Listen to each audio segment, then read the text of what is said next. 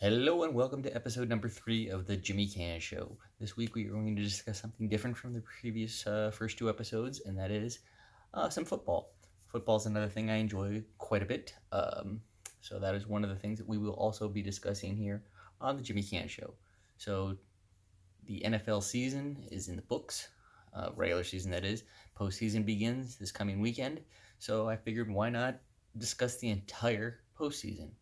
We're not going to just go week by week and everything here. I'm going to throw out my predictions for the entire postseason. I could be right. I could be woefully wrong. Let's find out. So starting this Saturday, in what I think is kind of an unusual way for the NFL to go, both AFC games on Saturday, both NFC games on Sunday. I like a little of both. I like one AFC, one NFC, but hey, I'm not a schedule maker, so. This Saturday, we will start off with the Buffalo Bills traveling to Houston to face the Texans. Buffalo, the number 5 seed. Houston, the number 4. I like Deshaun Watson a lot. I think the kid's very underrated. I think he's one of the best young quarterbacks in the league right now. I said it a few years back when he was coming out that he was going to be a good quarterback. A lot of people that I work with didn't agree with me. I said there's one thing you cannot teach when it comes to, abilities and everything like that. Obviously, you can't teach height, blah, blah, blah. You've heard that. But the other thing you can't teach somebody is poise. This kid does not get rattled. I've seen him play a lot of football. Always calm, cool, collected. So for that reason, I'm going to go with the Texans over the Bills to advance to the divisional round of the playoffs. The other AFC game this coming weekend is the Tennessee Titans, the number 6 seed, traveling to the number 3 seed New England Patriots. It's a postseason. It's not a surprise. New England's in it. They're in it every year.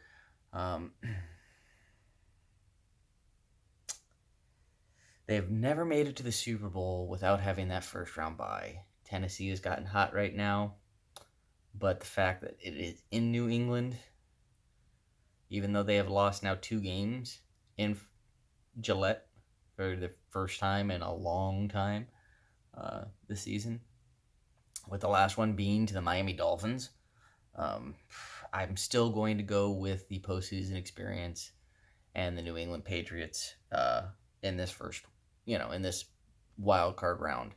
So advancing to the next round is the New England Patriots.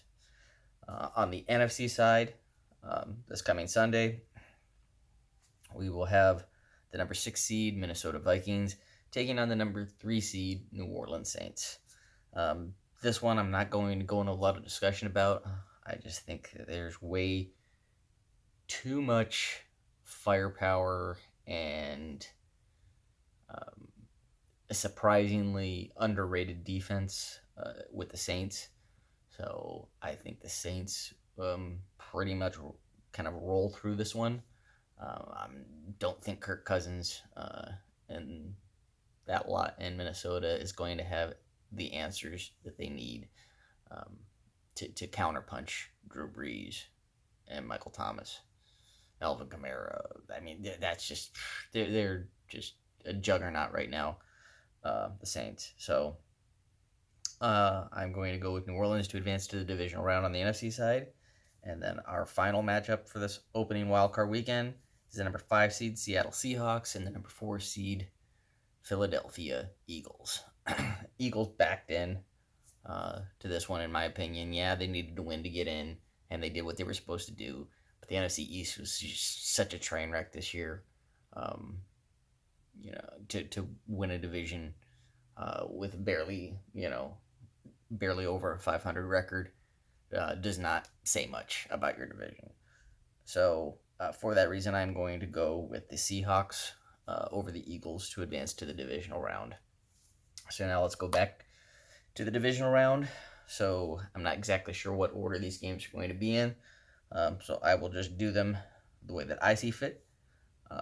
We will have the number 1 seed Baltimore Ravens hosting the Houston Texans in my projections. Baltimore rolls this one. They're just playing football at another level right now compared to a lot of other teams. So that leads us to the other AFC matchup with the number 2 seed Kansas City Chiefs hosting the New England Patriots. This is a rematch from earlier in the season, but this one's in Foxborough. That was a controversial call. But I still like Kansas City in this one, especially the fact that they're at home. New England is not the same team that they have been. I think their defense got exposed late in the year. I think their defense took advantage early in the season, playing some quote-unquote weaker competition that hadn't quite found their sea legs yet, and it kind of padded their statistics. So for that reason, I'm saying Kansas City will advance to the AFC Championship game against Baltimore. And then on the NFC side, we have the number 2 seed Packers hosting the number 3 seed Saints. The Saints are a dome team in Green Bay, cold, probably snow, ice, yada, yada, yada. Still don't think that's going to make a difference. I'm going to actually say that the Saints beat the Packers in Lambeau. And then last but not least, 49ers will be hosting the Seahawks. This will be the third time these divisional rivals will face each other this year. This one is in Levi Stadium. This is a coin toss, really. I could see this game going either way. I think this is probably one of the best matchups here in the divisional round. And I am going to say, 49ers, I will say, advance in a very tight game. Probably a 3-point or less decision. So that now takes us to championship weekend. In the AFC Championship, in my projections, we will have the Ravens hosting the Chiefs. And in the NFC Championship, we will have the 49ers hosting the Saints. So we've got the number 1 seed from each division making it to the finals. But I've got the number 3 seed in the NFC facing them. But I do have the number 2 seed in the AFC. So I got 1 versus 2 in the AFC and 1 versus 3 in the NFC. And I'm going to let it out right now on both of them. I'm going to say the underdogs win both of these. I'm going to put the road teams in the Super Bowl. Could it go the other way? Absolutely. This is the NFL. I'm not trying to be wishy-washy and play. I'm calling what I'm calling, but I am saying, it's the NFL. Anything can happen. But I do think Kansas City knows how to generate pressure under Spagnuolo with that defense, and that is where Baltimore tends to, when they get pressure, when teams get pressure on Jackson, that's where he struggles. When teams just sit back and spy him and wait for him and allow him to find his throwing lanes and take time, or, start to move around and use that athleticism, because he is more athletic than any linebacker or anyone that you're going to try and spy him with, and he beats the spy, basically, with his legs. So where he falters is when the pressure comes right at him, when they get in his face. And I think Kansas City is going to do that. And for that reason, I think Kansas City is going to upset the Baltimore Ravens. And then, the Niners, they've got such a good defense right now, and their offense is playing. But that Saints team is good on both sides of the ball. So I'm going to put New Orleans in. So, in the my Super Bowl matchup is Kansas City Chiefs versus the New Orleans Saints. Oh, man, this is going to be one heck of a Super Bowl if it happens this way. I think the viewership on this one will be off the chart. It's a fresh matchup. I mean, Kansas City hasn't been in a Super Bowl since the 60s.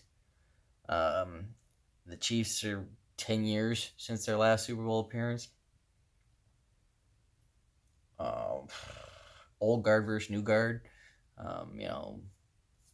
Patrick Mahomes And Drew Brees, opposite end of the spectrum in terms of where they're at in the life cycle of their playing career. One's just getting started, one's kind of winding down. Even though, Brees is still playing at a very high level. Um, Which way to go? Youth or experience? Man, this is a coin toss. I got to make something kind of call, though, don't I? I will say that the winner of the Super Bowl this coming season will be